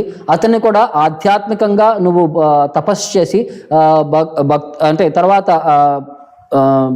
సంతానోత్పత్తి చేయనంగానే అతను కొన్ని వేల సంవత్సరాలు భగవంతుడికి తపస్సు చేశాడనమాట. అతని యొక్క తపస్సుకి ఫలించి భగవంతుడే ఆయన యొక్క పెళ్లిని కూడా కూరుస్తాడనమాట. పెళ్లిని సమకూర్చి తర్వాత ఆశీర్వాదం ఇస్తాడనమాట. నేను నీ కొడుకు కింద పడతాను, నీ ద్వారా నేను వచ్చిన తర్వాత నా తల్లికి తీర్చేస్తూ విధంగా దేవహుతికి ఎక్స్ప్లెయిన్ చేసే విధంగా నేను భాగవత తత్వాన్ని నేను విడమర్చి చెప్తాను అంటాడనమాట. ఎందుకంటే తర్వాత ఇతను సన్యాసం తీసుకొని వెళ్ళిపోయినప్పుడు భార్య సహధర్మచారిని చాలా ఎంతకాలం నాకు సేవ చేసింది, మరి ఆమె పరిస్థితి ఏంటి అని చెప్పి బాధపడుతుంటే ఆమెకి నేనున్నాను, నేను ముక్తి కలిగిస్తాను, ఆధ్యాత్మిక విద్య అనేది ఆమెకి టీచ్ చేసి భౌతిక సృష్టి నుంచి నేను ఆమెకి విముక్తి చెందిస్తాను అని చెప్పి కపిలముని వాగ్దానం ఇస్తాడనమాట కర్దమమునికి. సో కర్దమముని కూడా గొప్ప తపస్వి. అతను బిందు సరోవరం అని చెప్పి ప్లేస్ ఉంటుంది. దీనికి మనకి ప్లేస్ నిదర్శనం వచ్చేసరికి మనకి అహ్మదాబాద్ నుంచి అరౌండ్ ఒక 100 కిలోమీటర్స్ దూరంలో వస్తుందన్నమాట ఈ బిందు సరోవరం అనే ప్లేసు. అక్కడ కర్దమముని తపస్సు చేశాడని చెప్పి అక్కడికి ప్లేస్ ఉందన్నమాట. సో అక్కడ మాతృగయ అని చెప్పి అని అంటారనమాట దాన్ని, ఆ ప్లేస్ని. అక్కడ ఆయన తపస్సు చేస్తుంటే ఆయన ఆశ్రమానికి స్వయంభూమను ఆయన భార్య శతరూప వాళ్ళ కూతురు దేవహుతిని తీసుకొని వచ్చి, దేవహుతి కూడా నారదముని ద్వారా కర్దమముని యొక్క లక్షణాలు విని కర్దమమునే తన భర్తగా అని చెప్పి ఆమె అనుకుంటుందన్నమాట. సో తర్వాత భార్యాభర్తలు ఇద్దరు స్వయంభూమను శతరూప వచ్చి ఇతని యొక్క తపస్సు ఫలానికి అంటే ఇతని యొక్క తపశ్చర్యకి మెచ్చి తమ కూతుర్ని ఇద్దామని చెప్పి అలా సాంప్రదాయం జరిగి అతని యొక్క పెళ్లి నిశ్చయమై భార్యకి పెళ్లి చేసి వెళ్ళిపోతారనమాట. సో ఈ అమ్మాయి కూడా రాజు వంశం నుంచి వచ్చినా సరే ఒక అసెటిక్ లైఫ్ అంటే ఒక తపస్వి లైఫ్ కూడా చాలా శ్రద్ధగా వనరచింది. ఎన్నో సంవత్సరాలు అసలు ఏమీ ఎక్స్పెక్ట్ చేయకుండా ఒక రాజు కుమార్తె అయినా సరే సేవను నడుస్తూ ఆమెను మెయింటైన్ చేసుకోవడం మర్చిపోయింది అనమాట. సో కొంతకాలం అయిన తర్వాత ఈమె యొక్క కష్టాన్ని చూసి కర్దమముని ఆమె పైన కరుణ చూపించి ఆమెకి సుఖ సంతోషాలు కావాలని చెప్పి ఏం వరం కావాలనుకుంటే భార్య యొక్క సంతోషం ఎప్పుడు కూడా సంతానంలోనే ఉంటుంది అని చెప్పి ఆమెను కోరుకోగానే ఆమె కోసం ఒక ఫ్లయింగ్ సిటీని క్రియేట్ చేస్తాడు కర్దమముని తన తపశ్శక్తితో. తర్వాత ఈమెను బిందు సరోవరంలోకి వెళ్ళి స్నానం చేసి రామంటే ఆమె స్నానం చేసి రాగానే ఒక సూపర్ న్యాచురల్ బ్యూటీ కింద ఆమె తయారవుతుంది అనమాట. సో అలాగా ఆ ఫ్లయింగ్ సిటీలో వాళ్ళు ఎన్నో వేల సంవత్సరాలు యూనివర్స్లో ఉండే అన్ని ఎగ్జాటిక్ ప్లేసెస్కి వెళ్ళి అన్ని చోట్ల తిరిగి వచ్చి చివరికి ఆయన సంపర్కం ద్వారా 9 మంది డాటర్స్ని క్రియేట్ చేస్తారని చెప్తారనమాట. సో 9 మంది డాటర్స్ క్రియేట్ అయిన తర్వాత మళ్ళీ కర్దమముని వాళ్ళు పుట్టిన తర్వాత వాళ్ళకి బ్రహ్మ యొక్క 9 మంది పుత్రులతో వాళ్ళకి ఇచ్చి పెళ్లిళ్ళు చేస్తారనమాట. పెళ్లిళ్ళు చేసిన తర్వాత ఇక కర్దమముని నేను ఇక సన్యాస ఆశ్రమం తీసుకుంటానంటే అప్పుడు భార్య రికమెండ్ చేస్తుందనమాట. మీరు సన్యాసాశ్రమం తీసుకెళ్ళిపోతే నాకు ఇంకా ఎవరూ లేరు, నాకు అట్లీస్ట్ ఒక కొడుకు పుట్టేంత వరకైనా మీరు ఉండండి, నాకు ఒక కొడుకుని ప్రసాదించండి అని చెప్పి ఆమె కోరుకుంటున్నప్పుడు అప్పుడు భగవంతుడి యొక్క ఆశీర్వాదం వల్ల అతను కొడుకు పుడతాడని చెప్పి అతను కూడా తపస్సు చేశాడు కాబట్టి మళ్ళీ అతను సంపర్కం జరిగినప్పుడు కపిలముని అని చెప్పి ఆయనకు పుడతాడనమాట. కపిలముని పుట్టంగానే కపిలముని చేతిలో భార్యని చేతిలో పెట్టి ఆమెకి రెస్పాన్సిబిలిటీని ఆయన చూసుకోమని చెప్పి ఆయన ఎష్యూరెన్స్ ఇచ్చిన తర్వాత ఇక ప్రపంచం మొత్తం కూడా పరివిరాజకాచార్య కింద తిరుగుతూ ఆధ్యాత్మిక తత్వాన్ని ఇక భక్తి యోగంలో ఆయన బాగా పర్ఫెక్షన్ పొంది భగవంతుడి ధామానికి వెళ్ళిపోయాడని చెప్పి మనకి భాగవతంలో డిస్క్రిప్షన్ వస్తుందనమాట. తర్వాత దేవహుతి ఒకరోజు చాలా దీనంగా కొడుకు దగ్గరకు వచ్చి నా భర్త ఎంత గొప్పవాడని చెప్పి ఆయన ఉన్నప్పుడు నాకు తెలియలేదు, ఆయన ఎంత ఆధ్యాత్మికంగా ఎంత పురోగతి చెందాడో నేను ఆయన భౌతిక సుఖాల కోసం నేను కోరుకున్నాను, ఆధ్యాత్మిక విద్య నేను ఎప్పుడూ కోరుకోలేదు ఆయన దగ్గర నుంచి. ఆయన వరం ఇవ్వండి అని కోరుకున్నప్పుడు కూడా నేను ఆయన యొక్క భక్తి తత్వాన్ని నేను ఎప్పుడు అర్థం చేసుకోలేకపోయాను. సో నా గతి ఏంటి, నా యొక్క ఉద్ధారణ ఏంటని చెప్పంగానే ఆమె యొక్క మెర్సిఫుల్ క్వశ్చన్స్ అన్నిటికీ కపిలముని ఆన్సర్ చేస్తూ ఆమెని ఒక ఆధ్యాత్మికంగా ఒక పర్ఫెక్ట్ పొజిషన్కి ఆమె యొక్క డౌట్స్ అన్ని క్లియర్ చేసి భక్తి తత్వం యొక్క నిదర్శనాన్ని ఎక్స్ప్లెయిన్ చేసి, భౌతిక ప్రపంచం యొక్క ప్రాబ్లమ్ని ఎక్స్ప్లెయిన్ చేసి, ఎవరు ఏ తప్పు చేస్తారో వాళ్ళకి ఎలాంటి పనిష్మెంట్ వస్తుంది, నరకంలో ఎలాంటి పనిష్మెంట్ వస్తుంది, తర్వాత ఒక కడుపులో ఒక జీవి ఎలా వ్యవహరిస్తుంటాడో అతను ఆఫర్ చేసే ప్రేయర్స్, ఇలాగా ఒక 8 to 10 chapters, third canto 24 chapter నుంచి 25th చాప్టర్ నుంచి 32 చాప్టర్ వరకు కూడా ఆల్మోస్ట్ ఒక 7 to 8 చాప్టర్స్, ఆల్మోస్ట్ 8 చాప్టర్స్ ఆమెకి తత్వం గురించి ఫుల్ ఎలాబరేట్ డిస్క్రిప్షన్ ఇస్తాడనమాట. సో ఆ డిస్క్రిప్షన్ అంతా విన్న తర్వాత ఆమె ఆధ్యాత్మికంగా ఇక కపిల ముని కూడా ఆమెను ఇక వదిలేసి అతను గంగా సాగర అని చెప్పి ప్లేస్ ఉందండి, ఎక్కడైతే గంగా సముద్రంలో కలుస్తుందని చెప్పి కల్కటా నుంచి కొంచెం దూరంలో అక్కడ కపిలాశ్రమం ఉందని చెప్పి అక్కడ ఆయన ఎప్పటి నుంచో తపస్సు చేస్తూ కూర్చున్నారు. ఆయన కూడా అంటే సృష్టిలో మంచి జరగాలని చెప్పి కపిలాశ్రమంలో ఆయన టైం ఇమ్మెమోరియల్గా ఆయన తపస్సు చేస్తూ కూర్చున్నారని చెప్పి చెప్తారనమాట. సో ఈ విధంగా కూడా భాగవతం తత్వంలో ఆయన తర్వాత కూడా ఈమె కూడా దేవహూతి కూడా కపిల మునినే ధ్యానిస్తూ ఆమె ఫైనల్గా ఈ బాడీని పుట్ చేసినప్పుడు ఆమె కపిలుడు ఉండే వైకుంఠానికి ఆమె ప్రమోట్ అయింది అని చెప్పి చెప్తారనమాట.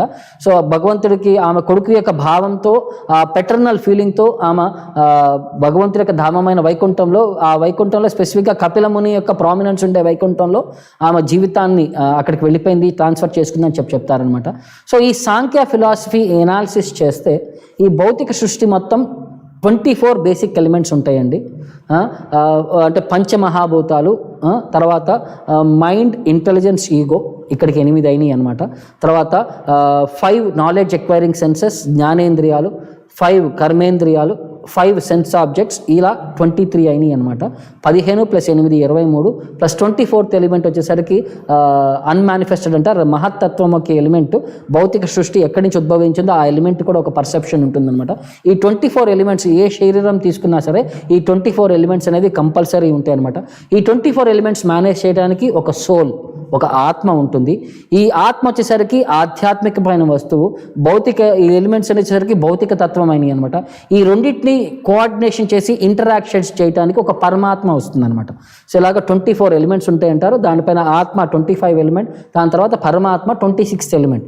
ఇలాగ భౌతిక సృష్టిలో ఈ 26 ఎలిమెంట్స్ కంపల్సరీ. ఈ 26 ఎలిమెంట్స్ మేనేజ్ చేయడానికి కొంతమంది ఆచార్యులు అంటారు టైం అనేది 27th ఎలిమెంట్ ఒకటి యాడ్ అవుతుందండి. ఇలాగ భౌతిక సృష్టి మొత్తం కూడా మనం అనలైజ్ చేస్తే ఈ 27 ఎలిమెంట్స్ భౌతిక సృష్టి యొక్క మెయింటెనెన్స్కి ఈ 27 ఎలిమెంట్స్ అనేవి కంపల్సరీ జరుగుతున్నాయి అని చెప్పి ఇది సాంఖ్య ఫిలాసఫీ యొక్క కంప్లీట్ అనలైజేషన్ మనకు వచ్చే తత్వం అనమాట. సో ఆయన కూడా ఫిలాసఫీలో ప్రొజెక్ట్ చేసేది ఏంటంటే భక్తి తత్వం ద్వారానే మనం ఆధ్యాత్మికంగా ముందుకెళ్ళొచ్చు అని చెప్పేది అనమాట. సతాం ప్రసంగాన్ మమ వీర్య సంవిధ భవంతి హృత్కర్ణ రసాయనకతాః తజ్జోష్ణాసు అపవర్గవర్త్మని శ్రద్ధారతిర్భక్తిర్ అనుక్రమిష్యతి అని చెప్తారనమాట.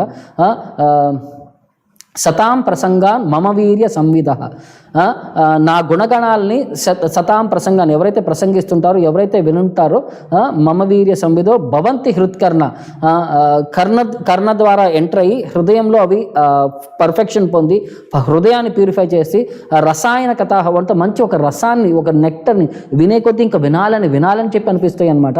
అవి మన లోపల్లోకి వెళ్ళి హృదయాన్ని ప్యూరిఫై చేసి ఇక్కడ శ్రద్ధ రతిర్ భక్తిర్ అనుక్రమిష్యతి. శ్రద్ధ భక్తిర్ రతిర్, ఒక శ్రద్ధ డెవలప్ అవుతుంది. తర్వాత భక్తి, మన యొక్క భక్తి యొక్క ఇన్ఫ్లుయెన్స్ మన పైన వస్తుంది అనమాట. తర్వాత భగవంతుడి పైన ఒక అట్రాక్షన్ కలుగుతుంది. అలాగా ఆయన కంక్లూడ్ చేస్తాడనమాట. ఇవన్నీ పొందాలనుకుంటే భక్తుల యొక్క సాంగత్యంలో మాత్రమే మనం ఆధ్యాత్మికంగా ముందుకెళ్ళమని చెప్పి ఆయన సర్టిఫై చేస్తారనమాట.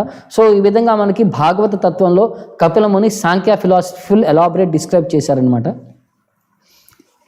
సో కపిలుడి యొక్క క్వాలిటీస్ ఏంటయ్యా అంటే he is a very comprehensive speaker. అన్ని సబ్జెక్టు గురించి ఆయన కవర్ చేశాడనమాట.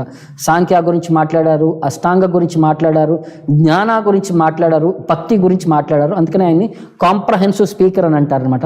తర్వాత ఆయన ప్రతి ఒక్క సబ్జెక్ట్ యొక్క కంక్లూషన్ ఆయన ప్రజెంట్ చేశారనమాట. కంక్లూషన్ ఆఫ్ నాలెడ్జ్ అని చెప్పారు, తత్వమార్గ అగ్రదర్శనం. సో హీ హాస్ అంటే అన్నిటి యొక్క ఎసెన్స్ని ఆయన కమ్యూనికేట్ చేశారనమాట. తర్వాత ఆయన చెప్పేటప్పుడు కూడా హీ వాజ్ సైటింగ్ అథారిటీస్. ఆయన ఇండిపెండెంట్గా, ఆయన భగవంతుడు అవతారం అయినా సరే భగవంతుడు మళ్ళీ కూడా ఎప్పుడు కూడా ప్రీవియస్ అథారిటీస్ ఆయన సైట్ చేస్తూ వాళ్ళ యొక్క బేసిస్లోనే ఆయన ఎక్స్ప్లెయిన్ చేసుకుంటూ వెళ్ళాడనమాట. గొప్ప గొప్ప ఋషుల ఆదేశానుసారం వాళ్ళ యొక్క శిక్షణానుసారం ఆయన కూడా ఎక్స్ప్రెస్ చేశాడనమాట. తర్వాత అన్ని ఆబ్జెక్ట్స్ని ఆయన భక్తి పరంగా ఎలాబరేట్ చేసుకుంటూ వచ్చారనమాట. అంటే అన్ని యోగాపాస్ ఉన్నాయి, కర్మయోగ, జ్ఞానయోగ, అష్టాంగ యోగ, అన్నిట్లోనూ భక్తిని కనెక్ట్ చేసుకుంటూ భక్తి యొక్క ప్రాముఖ్యతని, అన్నిటి యొక్క పర్ఫెక్షన్ పొందడానికి భక్తి అనేది ఎసెన్షియల్ అని చెప్పి చూపిస్తూ వాటి గురించి కూడా ఎక్స్ప్లెయిన్ చేశారనమాట. తర్వాత అన్నిటినీ కూడా ఒక ఎనాలజీతో ఆయన ఎక్స్ప్లెయిన్ చేశారు. సింపులే ఒక థియరిటికల్ కాదు, ఒక ప్రాక్టికల్గా దాన్ని ఎలా అచీవ్ చేయొచ్చు అని చెప్పి కూడా ఆయన ఫుల్ ఎలాబరేషన్లో దానికి మనకి కమ్యూనికేట్ చేశారని చెప్పి ఈ ఎంటైర్ భాగవతంలో ఆయన గురించి ఇది కపిలుడి యొక్క లక్షణాలు అనమాట. సో ఆయన యొక్క బయోగ్రఫీ ఇన్ పాయింట్లు చూసుకుంటే ఆయన భగవంతుడి యొక్క ప్రతిస్వరూపము, భగవంతుడికి ఆయనకి వ్యత్యాసం ఉండదు. తర్వాత ఆయన దేవహూతి నుంచి జన్మ తీసుకున్నారనమాట. 2, ఆయన జన్మ తీసుకోబోతున్నాడని చెప్పి కర్దముడికి ఆల్రెడీ ముందే ఫోర్కాస్ట్ ఇస్తాడనమాట. తర్వాత ఇంపర్సనల్ కపిల అని చెప్పి వేరే వాడు ఉంటాడు, ఇతనికి మనం కన్ఫ్యూజ్ అవ్వకూడదని చెప్పి దాని గురించి తత్వం గురించి కూడా చెప్తారు. ఆయన జ్ఞాన విజ్ఞాన యోగ, ఈ కర్మని కంప్లీట్గా తీసిపడేయడానికి జ్ఞాన విజ్ఞాన యోగాన్ని ఆయన డిస్క్రైబ్ చేస్తారనమాట. తర్వాత ఆయన యొక్క బ్యూటిఫుల్ గోల్డెన్ కలర్ కాంప్లెక్షన్లో ఉంటారనమాట. ఆయన యొక్క రంగు ఒక బంగారమైన వర్ణం అనమాట. జుట్టు కూడా ఒక గోల్డెన్ కలర్లో ఉంటుందన్నమాట, రెడ్డిష్ గోల్డెన్ కలర్లో ఉంటుందన్నమాట. తర్వాత ఆయన ఫాదర్కి ఆధ్యాత్మిక విద్యలో కంప్లీట్ పర్ఫెక్షన్ డీటెయిల్స్ ఎక్స్ప్లెయిన్ చేశారనమాట. తర్వాత అదే హయ్యెస్ట్ యోగా సిస్టమ్ని, సాంఖ్య యోగా సిస్టమ్ని వాళ్ళ తల్లి గారికి కూడా ఆయన ఎక్స్ప్లెయిన్ చేశాడనమాట. తర్వాత తల్లి దగ్గర నుంచి పర్మిషన్ తీసుకొని ఇక పరివిరాజకాచార్యులుగా అన్ని చోట్ల తిరుగుతూ ఆయన ఆధ్యాత్మికంగా అందరికీ ఈ విద్యను ప్రదర్శించారని చెప్పి చెప్తారనమాట. తర్వాత ఆయన సమాధిలోకి ఎంట్రెన్స్ అయ్యారు, ఎందుకంటే భౌతిక సృష్టిలో ఉండే జీవులందరికీ ముక్తి కలిగించడానికి ఆయన తపస్సు చేస్తున్నారని చెప్పి ఆ విధంగా ఆయన గురించి డిస్క్రిప్షన్ చెప్తుందనమాట భాగవతం. ఇవన్నీ కూడా భాగవతంలో ఆయన చేసిన క్రొనాలజీ ప్రకారం ఇచ్చిన డిస్క్రిప్షన్స్ అండి. తర్వాత ఈ ఆసురి బ్రాహ్మణ గురించి కూడా ఒక స్పెషాలిటీ ఏంటి అంటే, ఈ ఆసురి బ్రాహ్మణ అతను ఒక గొప్ప భక్తుడు అనమాట, భగవంతుడికి ఒక గొప్ప భక్తుడు అనమాట, శ్రీకృష్ణ భగవానుడి యొక్క చాలా గొప్ప భక్తుడు అనమాట. సో అతను నారదా మౌంటైన్స్లో అతను మెడిటేషన్ చేస్తుంటే రాధాకృష్ణుడు అతనికి దర్శనం ఇచ్చేవారు అనమాట. సో ఒకరోజు మెడిటేషన్ చేసేటప్పుడు అక్కడ కృష్ణుడు మాయమైపోయాడు అనమాట. రాధాకృష్ణుడు కనబడటం, కృష్ణుడు మాయమైపోయేసరికి ఇతనికి చాలా ప్రయత్నించాడు, ఎన్నిసార్లు ప్రయత్నించినా సరే మళ్ళీ మెడిటేషన్లో మళ్ళీ భగవంతుడు కనపడలేదనమాట. సో అతను చాలా కష్టపడిపోయి మళ్ళీ కృష్ణుని చూద్దామని చెప్పి అతను నరనారాయణ ఋషుల దగ్గరికి, బద్రికాశ్రమం దగ్గరికి వచ్చాడనమాట. అక్కడ నరనారాయణ ఋషులు కనపడలేదు. తర్వాత లోకాలోక మౌంటైన్ దగ్గరికి వెళ్ళాను అనమాట. అక్కడ సహస్ర అంటే 1000 చేతులతో భగవంతుడు అక్కడ లోకాలోక మౌంటైన్ పైన ఆయన తపస్సు చేస్తున్నాడని చెప్పి మెడిటేషన్లో ఉన్నాడని చెప్తారనమాట. అక్కడ భగవంతుడు కనపడలేదనమాట. సో తర్వాత అక్కడి నుంచి ఆయన అసోసియేషన్ అడిగితే ఇక్కడ భగవంతుడు ఎక్కడికి వెళ్ళారంటే వాళ్ళు కూడా ఏం తెలియదు అంటారు. తర్వాత వైకుంఠానికి వెళ్ళాడనమాట. భూలోకంలో ఉండే శ్వేతద్వీపమైన క్షీరోదక్షాయ విష్ణు వైకుంఠానికి వెళ్ళాడు. సో అక్కడ కూడా భగవంతుడు కనపడకపోయేసరికి అక్కడ అటెండెన్స్ అడుగుతారనమాట. సో వాళ్ళు మాకు తెలియదండి ఎక్కడికి వెళ్ళారని చెప్తారనమాట. సో అక్కడి నుంచి అతను ఒరిజినల్ వైకుంఠానికి వెళ్తారనమాట. అక్కడ కూడా భగవంతుడు కనపడ్డు. అక్కడి నుంచి గోలోక బృందావనంకి వెళ్తారనమాట. అక్కడ కూడా కనపడకపోయేసరికి అక్కడ అసోసియేట్స్ అడిగితే అక్కడ వాళ్ళు చెప్తారనమాట, భగవంతుడు ఇప్పుడు భూమి పైన అవతారం తీసుకున్నాడు, అక్కడ ఉన్నాడు అని చెప్తారనమాట. ఆయన భూమి పైనకి వచ్చేసరికి ఇక్కడ కూడా కనపడ్డనమాట. సో అప్పుడు శివుడి దగ్గరికి వెళ్ళి అడిగితే ఆయన అంటాడనమాట, భగవంతుడు ఇప్పుడు అవతారం తీసుకున్నాడు, ఆయన బృందావనంలో ఇప్పుడు అంటే ఒక నైట్ ఆయన రాసా డాన్స్ చేశాడనమాట. ఆ రాసా డాన్స్లో ఏంటంటే ఇక ప్రపంచం మొత్తానికి ఒక రాత్రిలాగా అనిపించింది. ఆల్మోస్ట్ లైక్ బ్రహ్మ యొక్క ఒక రాత్రి అంత సమయము ఆయన ఒక రాసా డాన్స్ వాళ్ళతో స్పెండ్ చేశారని చెప్పి మనకు భాగవతంలో కూడా నిదర్శనం వస్తుంది. సో అలాగా ఆయన అన్ని చోట్ల నుంచి ఆయన అక్కడ ఎంజాయ్ చేస్తూ ఉన్నాడు. నేను ఇప్పుడు ఆయన దగ్గరికి వెళ్తున్నాను, నువ్వు కూడా నాతో వస్తే నువ్వు ఆయన యొక్క దర్శనం చేసుకోవచ్చు ఆ రాసా డాన్స్లో అని చెప్పి అలా చెప్పి అక్కడ శివుడి యొక్క ఆశీర్వాదం వల్ల అతను కూడా దర్శనం జరిగింది అని చెప్తారనమాట. తర్వాత అతనికి ఆధ్యాత్మిక విద్య అనేది భగవంతుడు ఈ సాంఖ్యయోగ ఆయనకి ప్రీచ్ చేస్తూ మన సృష్టికి మనకి భాగవతంలో ఆ సబ్జెక్ట్ని ఈ విధంగా మనకి డీలినేట్ చేసుకునే విధంగా మనకి ఎక్స్ప్లెయిన్ చేశారని చెప్పి ఇది ఆసురి బ్రాహ్మణ యొక్క స్టోరీ అనమాట. సో తర్వాత 3వ అవతారం వచ్చేసరికి మనకి భాగవతంలో మళ్ళీ నిదర్శనం వచ్చేది మనకి దత్తాత్రేయుడు గురించి నిదర్శనం వస్తుందన్నమాట. షష్టం అత్రేర్ అపత్యత్వం వ్రతః ప్రాప్తో అనసూయయ అన్వివీక్షిం అలర్కాయ ప్రహ్లాదాదిభ్య ఊచివాన్. దత్తాత్రేయ షష్టం అత్రేర్ అపత్తవ్యం, అత్రి పుత్రుడు కావాలని చెప్పి భగవంతుడికి తపస్సు చేసినప్పుడు అపత్యత్వం షష్టం ఆరో అవతారంలో వృత ప్రాప్తో అనసూయ, ఆయన భార్య అయిన అత్రి అనసూయకి ఆరవ అవతారంలో భగవంతుడు దత్తాత్రేయుడి కింద జన్మ తీసుకున్నాడు అనమాట. అన్వివీక్షం అలర్కాయ, ఆయన జన్మ తీసుకున్నతో పాటు ఆధ్యాత్మిక విద్యని ఆయన అలర్క, ప్రహ్లాద, హైహయ వీళ్ళందరికీ ఆయన ఆధ్యాత్మిక విద్యని బోధించాడని చెప్తారనమాట. సో దీనికి మనకి భాగవతంలో మళ్ళీ నిదర్శనం వస్తుంది. ఇది అత్రి ముని కూడా భగవంతుడి యొక్క కుమారుడే. ఆయన్ని కూడా భగవంతుడు అంటే బ్రహ్మ ఆదేశించినప్పుడు, బ్రహ్మ యొక్క కుమారుడు ఆదేశించినప్పుడు అతను కూడా ఒంటి కాలుపైన తపస్సు చేశాడనమాట. కొన్ని వందల సంవత్సరాలు తపస్సు చేశాడనమాట. సో తపస్సు చేసి భగవంతుడిని అంటే సుప్రీం పర్సనాలిటీ ఆఫ్ గాడ్ ఎవరైతే ఉన్నారో వాళ్ళు, ఈ సృష్టిలో సుప్రీం పర్సన్ ఎవరైతే ఉన్నారో వాళ్ళు నా తపస్సు మెచ్చుకొని నాకు ఆశీర్వాదం ఇవ్వండి, నాకు మీలాంటి వాడే ఒక కొడుకు కింద కావాలి అని చెప్పి కోరుకుంటాడనమాట.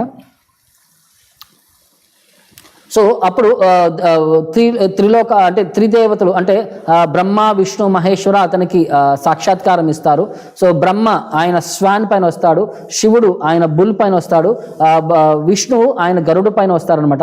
సో ముగ్గురు వచ్చి నీ తపస్సుకు మెచ్చుకున్నాము, నువ్వు అంటే నువ్వు కోరుకున్నది క్లారిటీగా నువ్వు కోరుకోలేదు కాబట్టి అందుకే ఈ భౌతిక సృష్టిలో మేము ముగ్గురం కూడా 3 గుణాలకి అధిపతులుగా ఉన్నాము, మేము ముగ్గురం వచ్చాము, మీకు ఏం వరం కావాలంటే మీలాంటి వాళ్ళే నాకు కొడుకుల కింద కావాలంటే అప్పుడు వాళ్ళ యొక్క 3 అంశాలు 3 కొడుకుల కింద పుడతారనమాట.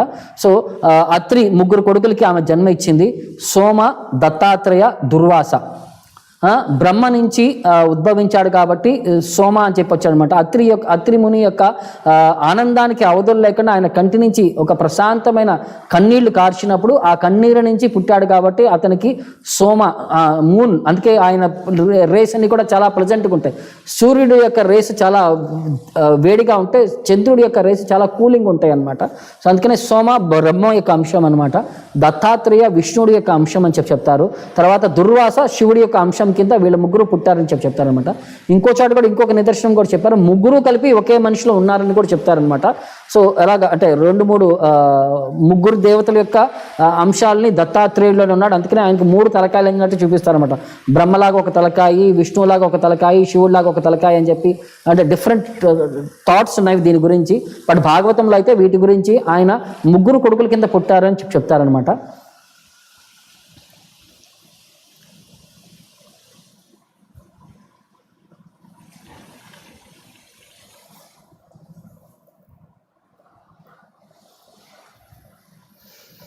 సో ఇది భాగవతంలో 8వ స్కందంలో వీరి గురించి డిస్క్రిప్షన్ వచ్చినప్పుడు ఇన్ ఎవ్రీ యుగ అంటే ప్రతి యుగంలో కూడా భగవంతుడు అవతారం సంభవామి యుగే యుగే అని చెప్తాడు. ప్రతి యుగంలో కూడా నేను అవతారం తీసుకుంటానని చెప్పి ఆయన ఈ ఫార్మ్ ఆఫ్ సిద్ధ సచ సనక ఆధ్యాత్మిక విద్యను టీచ్ చేయడానికి ఆయన కుమారాస్ లాగా ఆయన అవతారం తీసుకుంటాడంట. గొప్ప గొప్ప ఋషుల ద్వారా వాళ్ళ కర్మ యొక్క సిద్ధాంతాన్ని ప్రీచ్ చేయడానికి ఋషుల యొక్క అవతారం తీసుకుంటాడంట.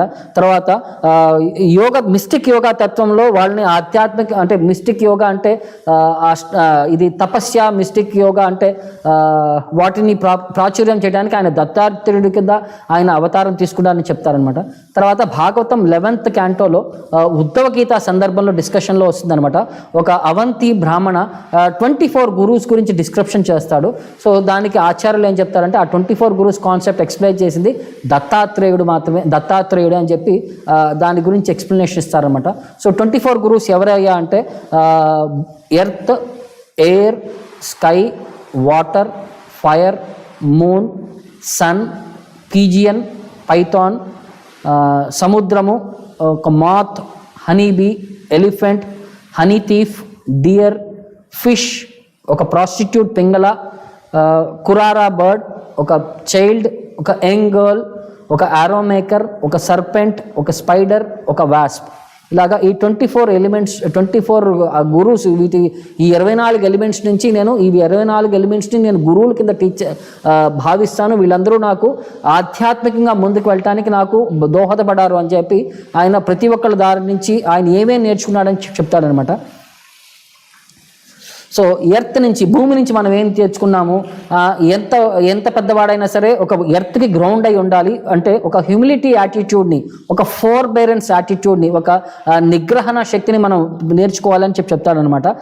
ఎంత ఆమె చెట్లు చేమలు ఎన్ని ఉన్నా సరే హీ షుడ్ డెడికేట్, అంటే అవన్నీ కూడా స్టడీ, ఒక ఎర్త్ లాగా ఎంత స్టడీగా ఉంటుందో అలాగే మనం కూడా మనకి ఎన్ని క్వాలిఫికేషన్స్ ఉన్నాకడే మనం ఒక నిగ్రహంగా వ్యవర్తించి ఒక స్టడీ, ఒక సిస్టమాటిక్ వేలో మనం మన పైన ఎన్ని భారాలు వచ్చి పడినా సరే, ఎన్ని ఉపద్రవాలు వచ్చి పడినా సరే, ఎంత సుఖ సంతోషాలు వచ్చినా సరే అన్నింటినీ హ్యాండిల్ చేస్తూ ఒక ఫామ్ డెడికేటెడ్నెస్ని మనం చూపించగలగాలి అని చెప్తారనమాట. తర్వాత ఎయిర్, గాలి నుంచి ఏం నేర్చుకున్నాడయ్యా అంటే మనం భౌతికంగా ఏంటంటే ప్రతి ఒక్కళ్ళలోనూ మంచి చెడు అనేది చూస్తుంటాం అనమాట. వీటన్నిటి యొక్క లక్షణాలు అనేవి ఉంటాయి. ఈ విండ్ ఎప్పుడు కూడా వాటితో ఎంటాంగిల్ అయిపోదు. వాటిని ఎంత చెత్త చెదారం ఉన్నా సరే, డిఫరెంట్ అరోమాస్ తీసుకెళ్ళినా సరే వాటిని మిక్స్ చేయదనమాట. మనకి చెత్త వాసన వస్తుంటుంది, సువాసన వస్తుంటుంది. రెండింటిని మిక్స్ చేసి కిచిడీ చేయడం అనేది ఉండదు. దేని వాసన దాని అలానే ఇండివిజువల్గా మెయింటైన్ చేస్తుంది అనమాట. ఒక ట్రాన్సెండెంటలిస్ట్ కూడా ఈ గుణాలన్నింటినీ కూడా అతను పర్సీవ్ చేసేవన్నీ కూడా అతను వాటిని he'll be able to handle them according to their specific thing. అన్నిటినీ మిక్స్ చేసేసి ఒక కిచిడీ లాగా వ్యవర్తించడం అని చెప్తారనమాట. తర్వాత స్కై, అంటే sky extends everywhere and everything rest in it అనమాట. మొత్తం చూసేదంతా కూడా మనం ఆకాశం మొత్తం కూడా అన్ని చోట్ల స్ప్రెడ్ అయింది, దానికి లిమిట్ అనేది లేదు. ఎవ్రీథింగ్ కూడా ఆకాశం షెల్టర్ కిందే మనకు ఉందని చెప్తారనమాట. తర్వాత అలాగే భగవంతుడు ఆత్మ పరమాత్మ కూడా అదే క్వాలిటీతో వ్యవహరిస్తుంటారనమాట. ఎలాగైతే sky is not affected by wind ఎంత గట్టిగా వచ్చినా సరే స్కై ఏం ఎఫెక్ట్ అవ్వదు, అలాగే లివింగ్ ఎంటిటీ కూడా భౌతికంగా ఎన్ని మెటీరియల్స్ ఎలిమెంట్స్ వచ్చినా సరే అతను క్యారీడ్ అయిపోడు. అతను స్పిరిట్ యొక్క నేచర్ని అతను ఇండిపెండెంట్గా మెయింటైన్ చేసుకోవచ్చు అని చెప్తుంది అనమాట. తర్వాత వాటర్ వచ్చేసరికి ఫ్రీ ఫ్రమ్ కంటామినేషన్ అనమాట. అందుకనే కూడా మనం ప్యూర్ అవ్వాలంటే మనం స్నానం చేస్తాము, మనం ప్యూరిఫై అవుతాము. వాటర్ని టచ్ చేస్తే మనం ప్యూరిఫై అవుతాం అనమాట. ఇంకోటి వచ్చేసరికి వాటర్ కూడా మెలియబుల్ అనమాట. ఏ గ్లాసులో వేస్తే ఆ షేప్ తీసేసుకుంటుంది. అలాగే భక్తులు కూడా ఎలాంటి సిచ్యువేషన్లో పెట్టినా సరే దానికి అనుగుణంగా అతను వ్యవహరిస్తూ ఉండాలి. ఒక గ్లాస్ బాటిల్లో వేస్తే గ్లాస్ షేప్ తీసుకుంటుంది, ఒక ప్లాస్టిక్ బాటిల్లో వేసుకుంటే ఆ షేప్ తగ్గ అది రెస్పాన్స్ తీసేసుకుంటుంది అనమాట. దేంతో యాడ్ చేసినా సరే దాని యొక్క క్వాంటిటీని ఆటోమేటిక్గా పెంచేస్తూ ఉంటుంది అనమాట. అది వాటర్ యొక్క స్వభావం. సో అలాగే భక్తులు కూడా మనం అంటే దేంతో యాడ్ చేసినా సరే వాళ్ళకి గ్లోరిఫై ఇస్తుంటారు, మరి వాళ్ళకి గ్లోరీ ఇస్తుంటారు. సో అలాగే వాటర్ నుంచి మనం నేర్చుకోవాల్సింది అది. తర్వాత ఫైర్ వచ్చేసరికి ఫైర్లో ఏది వేసినా సరే ఫైర్లో ప్యూరిఫై అయిపోతూ ఉంటాయండి. మనం బంగారాన్ని ప్యూరిఫై చేయాలంటే ఫైర్లో వేస్తాము, దేన్నైనా ప్యూరిఫై చేయాలంటే ఫైర్లో వేస్తాము. అలాగే మనం కూడా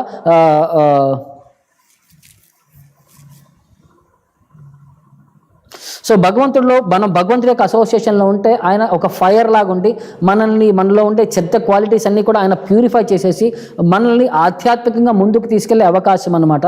సో ఒక లైట్, ఒక జ్ఞానం అనేది మనకి ఫైర్ యొక్క అసోసియేషన్లో మనకు దొరుకుతుంటాయి. ఆ విధంగానే మనం కూడా ఫైర్ నుంచి మనం నేర్చుకోవాల్సింది it will purify everything and anything అన్నట్టు కాన్సెప్ట్లో. తర్వాత మూన్ యొక్క వేనింగ్ వ్యాక్సింగ్ అనేది ఉంటుంది అనమాట. మూన్ 15 రోజులు బాగా పెరుగుతుంటాడు, 15 రోజులు తగ్గుతుంటాడు. అతని యొక్క చేంజ్ అతని పని ఏమి చేంజెస్ ఏమేమి కనబడనమాట.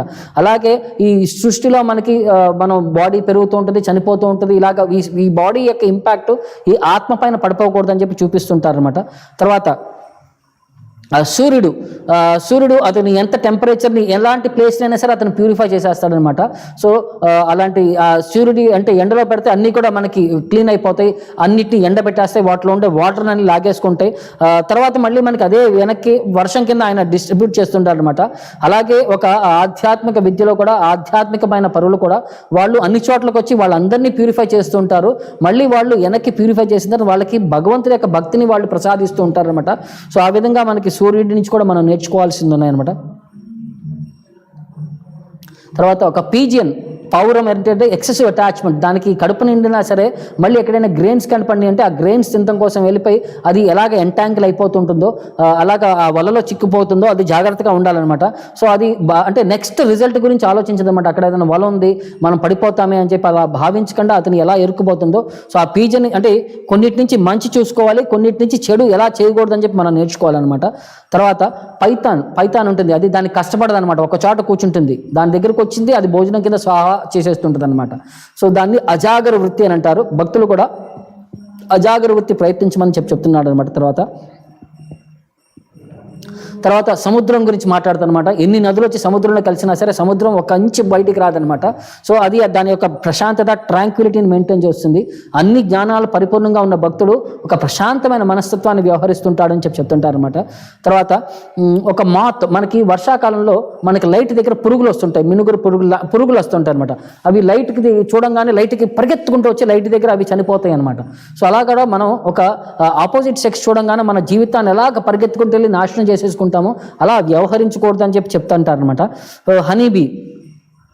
హనీబీ వచ్చేసరికి మనకి తేనెటీగ అన్ని చోట్ల కష్టపడి అన్నిటి నుంచి కొంచెం హనీ తీసుకొచ్చి మళ్ళీ హనీ గూడుని కడుతుందనమాట. మళ్ళీ దొంగలు వస్తారు, ఆ హనీ గూడుని తెంచుకెళ్ళిపోతారు. అది ఏం పట్టించుకోదు, మళ్ళీ హనీ కట్టడం మొదలు పెడుతుంది అనమాట. సో మనం కూడా ఒక గ్రీడీనెస్ చూపించకుండా తర్వాత దానికి ఒక సంతోషం అనమాట. మధుకరి అని అంటారు సన్యాసులు కూడా. అక్కడక్కడ కొంచెం తీసుకుంటారు, ఒకే చోట అందరి దగ్గర ఎక్స్పెక్ట్ చేయకుండా అలా మన జీవితాన్ని వ్యవహరించాలని చెప్పి ఒక హనీబీని చెప్తారనమాట. తర్వాత ఒక ఎలిఫెంట్ని అంటే పట్టుకోవాలంటే, బంధించాలంటే ఒక షీ ఎలిఫెంట్ని పంపించి ఒక మగ ఎలిఫెంట్ని ఎలా బంధిస్తారో, సో మనం కూడా ఈ భౌతిక ప్రపంచంలో అలా క్యారీ అయిపోకూడదు. ఇంద్రియ సంతృప్తి కోసం మనం ఈ భౌతిక ప్రపంచంలో బందీ అయిపోకూడదు అని చెప్పి ఒక ఎలిఫెంట్ ఒక ఎగ్జాంపుల్ చెప్తున్నారనమాట. సో ఒక హనీ థీఫ్ ఎలాగైతే హనీ అంటే తేనె గూడు దగ్గరికి వెళ్ళి తేనెని తీసుకుంటూ వెళ్తుంటారో, ఈ భక్తులు వచ్చేసరికి ఈ జనాలంతా కూడా వాళ్ళు దాచిపెట్టుకున్న ధనాన్ని వాళ్ళు దోచుకెళ్ళటం అంటే తీసుకెళ్ళిపోయి భగవంతుడి యొక్క సేవలో వాడుతూ ఉంటారు. ఒక హనీ థీఫ్ యొక్క మనస్తత్వం ఏంటంటే దాన్ని తీసుకెళ్ళి అందరికీ పంచిపెట్టే విధానం అనమాట. అదే భక్తుల యొక్క అందరూ కూడా దాచుకునే విధానాన్ని, వాళ్ళ యొక్క సంపదన అంతా కూడా లక్ష్మిని తీసుకెళ్ళి నారాయణ యొక్క సేవలో వాడుతుంటారు అని చెప్పి దీని యొక్క పాజిటివ్ నిదర్శనం అండి.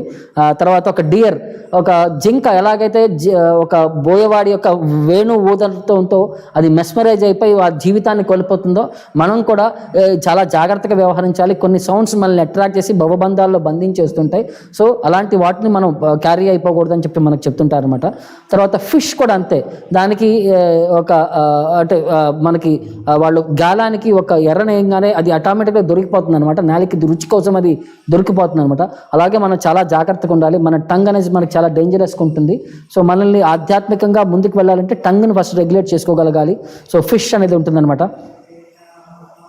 తర్వాత ఇవన్నీ ఇలాగే 24 ఎగ్జాంపుల్స్ నుంచి కూడా మనకి ఆధ్యాత్మికంగా మనం ఎలా ముందుకెళ్ళాలి, ప్రతి ఒక్క జీవిలో కూడా ప్రతి ఒక్కరిలో కూడా మనం నేర్చుకోవాల్సింది ఏదో ఒకటి ఉంది. కాబట్టి వాళ్ళందరూ కూడా నాకు గురువులు అనే భావంలో ఆయన ఈ 24 గురువుస్ని ఎక్స్ప్లెయిన్ చేశాడనమాట. సో ఈ విధంగా మనకి ఈ దత్తాత్రేయుడు యొక్క అవతారం గురించి కూడా మనకి ఆధ్యాత్మికంగా మనల్ని ముందుకు తీసుకెళ్లే విధానంగానే మనకి చెప్తుంది కనుక, సో వీటిలో మనం పర్ఫెక్షన్ పొంది భగవంతుడి వైపు భక్తి శ్రద్ధలు పెంచుకోవడానికి ఇవన్నీ కూడా మనల్ని ఇన్స్పైర్ చేయడానికి ఇవన్నీ కూడా మనకి చెప్పారని చెప్పి భాగవతంలో నిదర్శనం అనమాట. సో ఇక్కడ కొన్ని మనకు క్వశ్చన్స్ ఉన్నాయి. ఇవి ఎవరైనా ఉంటే ఇమీడియట్గా క్వశ్చన్స్ పోస్ట్ చేస్తే will be able to answer before the class అండి. There was much violence, insecurity for Hindus during Mughals period in India. Even after independence, 1980s, Kashmiri Hindus Pandits attacked, killed living as refugees in Delhi and other places. Sir ఇది ఎవరి కర్మానుసారం వాళ్ళు అనుభవించాలండి. మీరు నేను మార్చగలిగేది కాదు. ఇది ఒక్కొక్కసారి భగవంతుడి యొక్క టెస్ట్ కూడా అవుతుందన్నమాట. భౌతికం కూడా ఈ అంటే రాక్షస మనస్తత్వం ఉన్నవాళ్ళు ఇలాగ నెగిటివ్గా మనల్ని చిత్రహింసలు పెట్టే విధానం అండి. సో మనం మన ధర్మాన్ని కాపాడుకోవడానికి ఎంత సిన్సియర్గా సీరియస్గా ఉన్నామా అనేది కూడా ఒక విధంగా ఇలాంటి నెగిటివ్ ఎలిమెంట్స్ వచ్చినప్పుడే కానీ మనలో ఉండే భక్తి బయటికి రావడానికి ఇది ఒక అవకాశం అండి. సో ప్రతి ఒక్క జీవికి కూడా వాళ్ళ యొక్క కోరికలు అనేది ఉంటాయి. వాళ్ళు ఆ కోరికల్ని తీర్చుకోవడానికి భగవంతుడు ఈ కలియుగంలో ఏం చెప్తారంటే, పాతాళ లోకాల్లో ఉండే అంటే అధః లోకాల్లో ఉండే రాక్షసులందరూ కూడా ఈ భూమిపైన జన్మ తీసుకుంటారంట. ఎందుకంటే వేరే యుగాల్లో వాళ్ళ యొక్క రాక్షస ప్రవృత్తిని ఓపెన్గా ఎక్స్ప్రెస్ చేయలేకపోయేవారు అనమాట. సో చాలా తక్కువ మంది ఉంటారు. వాళ్ళందరినీ కూడా ఈ అధమ లోకాల్లో ఉండేవాళ్ళు అనమాట. వాళ్ళందరూ కూడా ఈ భూలోకంలో వాళ్ళు జన్మ తీసుకొని వాళ్ళ యొక్క రాక్షస మనస్తత్వాన్ని ఫుల్ అన్లిమిటెడ్గా వాళ్ళు ప్రదర్శిస్తూ ఉంటారు. సో వీటిలో ఏంటంటే మనకి భక్తికి మనకి మనకి ముందుకు వెళ్ళడానికి ఇవన్నీ కూడా ఒక పాజిటివ్ సిమ్టమ్స్ కింద మనం తీసుకోవాలి. మనలో ఉండే సిన్సియారిటీని, సీరియస్నెస్ని పెంచడానికి ఇవన్నీ కూడా భగవంతుడు మనకి ఒక ఫెసిలిటీ, ఆపర్చునిటీ ప్రొవైడ్ చేస్తున్నాడని చెప్పొచ్చు. ఇంకో ప్రతి ఒక్క దానికి కర్మ ఫ్యాక్టర్ అనేది ఉంది. మనం ఎవరికైనా బాల్ గట్టిగా విసిరితే అదే బాల్ మనకి వెనక్కి వచ్చి కొడుతుందండి. ఎంత గట్టిగా విసిరామో అంతే గట్టిగా వెనక్కి వస్తుంది. పూర్వజంలో కనుక మనం ఏమైనా చిత్రహింసలు పెడితే వాళ్ళు కూడా మనకు వచ్చి వాళ్ళు దాన్ని వాళ్ళు రివెంజ్ తీసుకుంటారు. సో మనం అలా అంటే ఒక సిట్యువేషన్ పైన అలా కామెంట్ చేయడం అనేది కొంచెం మనకి అప్రమత్తంగా కామెంట్ చేయాలి, లేకపోతే మనం అఫెన్స్ చేసిన వాళ్ళం అవుతామని చెప్పి దీన్ని అర్థం చేసుకోవాలన్నమాట. ఈస్ కల్కి Avatar already burn, please explain. అమ్మ, కలికి అవతారం ఇంకా చాలా టైం ఉంది. కలియుగం అంతం 4,32,000 సంవత్సరాల కండి. ఇక మనకి 5,000 సంవత్సరాలు చిల్లర అయింది. ఇంకా 4,27,000 సంవత్సరాలు ఉంది. అప్పటికి మాత్రమే కలికి వస్తాడు. ప్రస్తుతానికైతే ఆయన కలికి అవతారం లేదు. ఇప్పుడు ఎవరైనా ఉన్నా సరే, ఎవరైనా క్లెయిమ్ చేస్తున్నా సరే వాళ్ళందరూ బోగస్ అండి. మనుషులు ఎప్పుడు భగవంతుడు కాదు. భగవంతుడి యొక్క నిదర్శనం అనేది శాస్త్రాల్లో చెప్పబడి ఉందన్నమాట. సో శాస్త్రాల్లో ఆయన ఏ ఊర్లో జన్మ తీసుకుంటారు, ఆయన ఏ లీలలు చేస్తుంటారు, ఆయన యొక్క తల్లిదండ్రులు ఎవరు, అలాగే ఎంటైర్ డీటెయిల్స్ దాని గురించి డిస్క్రిప్షన్ వస్తుందండి. మనకి కల్కి పురాణం అని చెప్పి ఒక స్పెసిఫిక్ సబ్జెక్ట్ ఉంది. దాంట్లో ఆయన చేయబోయే లీలల గురించి ఫుల్ డిస్క్రిప్షన్ ఉందన్నమాట. సో ప్రస్తుతానికైతే అది ఆయన ఇంకా అవతారం ఇంకా 4,27,000 సంవత్సరాలు ఇంకా టైం ఉంది. We have to wait for it. ఇంకా దాని గురించి డీటెయిల్స్ మనకి చివరిలో కల్కి గురించి మనం నేర్చుకుంటాము.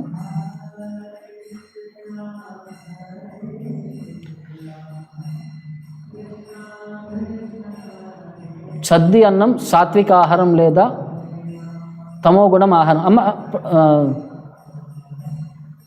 సో ప్రసాదంకి ఈ లిమిటేషన్ ఏం లేదండి. ప్రసాదం ఎప్పుడు ప్రసాదమే, భగవంతుడి యొక్క స్పెషాలిటీ. సో అంటే మనం తినే భావాన్ని బట్టి ఉంటుందండి. అది పాచిపోయిన అన్నం అలా తిన్నామనుకోండి, బాగానే ఉంటే అన్నం బాగానే ఉంటే అదేం ప్రాబ్లం లేదు. ప్రసాదం ఎప్పుడు కూడా బాగానే ఉంటుంది. సో ప్రసాదంకి అయితే ఈ తమో గుణం, సత్వగుణం అనే లక్షణాలు ఏం లేవండి. బట్ ఏంటంటే మనం దాన్ని జీర్ణించి చేసుకోలేకపోయే అది పాచిపోయింది అనుకోండి, అది తింటే మనం రోగాలు పడతామన్నమాట. అది మీరు చూసుకొని వ్యవహరించాలి. సో మనం తినే మూడుని బట్టి అంటున్నారు. భగవంతుడి యొక్క ప్రసాదం నన్ను ఉద్ధారణ చేయడానికి అది నాకు ఫెసిలిటీ అనుకుంటే అది మీకు ఏం ఇంపాక్ట్ అవ్వదు. అదే కనుక మనం నెగిటివ్ మూడ్లో తింటే ఏదైనా సరే మనకి ఇంపాక్ట్ అవుతుందన్నమాట. సో అది మనం చూసుకొని వ్యవహరించాలి.